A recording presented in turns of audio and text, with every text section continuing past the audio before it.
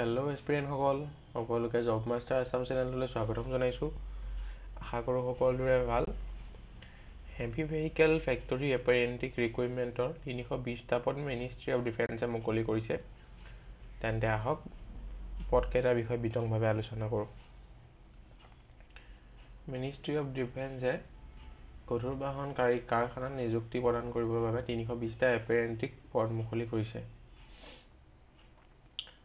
যাৰ বাবে category wise ভাগ কৰি দিয়া হৈছে।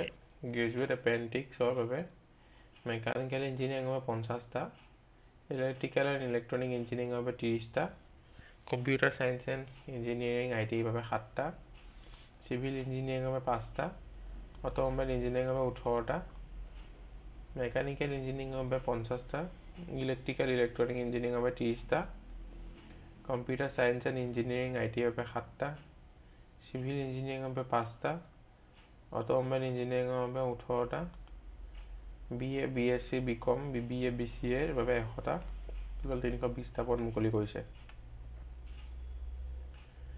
এডুকেশ্যনেল কোৱালিফিকেশ্যন বেলেগ বেলেগ দিছে।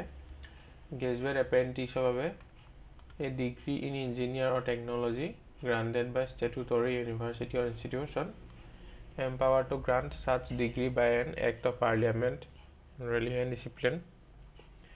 Graduate examination of professional bodies recognized by the state government or central government as equivalent to above. Diploma apprentice বাবে a diploma in engineering or technology full time granted by state council or board of technical education established by state government in relevant discipline.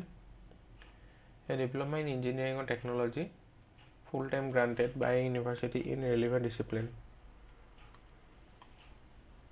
Non-engineering graduate apprentice a degree in arts, science, commerce, humanities such as BA BSc BCom BBA BBM BCA granted by statutory university deemed university in relevant discipline UGC approved. ইয়াৰ salary দম apprentice বোৰক monthly এটা salary basis payment কৰা হয়। Graduate এপ্ৰেণ্টিছৰ 9,000, diploma এপ্ৰেণ্টিছক 8,000, non engineering graduate এপ্ৰেণ্টিছক 9,000। Age লিমিটটো এপ্ৰেণ্টিছ ৰুলৰ মতে হ'ব। এজ ৰিলেক্সেশ্যন নাই কোনো ধৰণৰ। ইয়াৰ এপ্লিকেশ্যন ষ্টাৰ্ট ডেট হৈছে 17 ফেব্ৰুৱাৰী 2025 পৰা, শেষ ডেট হৈছে 17 মাৰ্চ 2025। ইয়াৰ এপ্লিকেশ্যন ফিজ নাই, কোনো ধৰণৰ ফিজ নাই ইয়াত। হেভি ভেহিকেল ফেক্টৰী আপোনালোকে এপ্লাই কৰিব হ'লে HVF এপ্ৰেণ্টিক ৰিকুইৰমেণ্ট 2025ত গৈ ইম্পৰ্টেণ্ট লিংক ছেকশ্যনত ক্লিক কৰি ষ্টুডেণ্ট ৰেজিষ্টাৰ কৰিব লাগিব।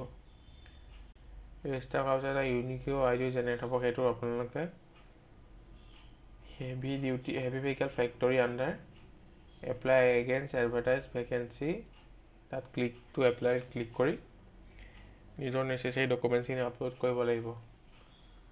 তাৰপিছত এটা ৰেফাৰেঞ্চ ID দিব, সেইটো আপোনালোকে প্ৰিণ্ট আউট কৰি থ'ব, যেতিয়া এডমিটখন ডাউনলোড কৰিব তেতিয়া দৰকাৰ হ'ব। ইমানখিনি আছিলে আজিৰ ভিডিঅ'টোত। যদি ভিডিঅ'টো চাই ভাল পালে তেন্তে লাইক কৰিব আৰু লগৰ বন্ধু বান্ধৱীৰ লগত শ্বেয়াৰ কৰিব নাপাহৰিব। ধন্যবাদ।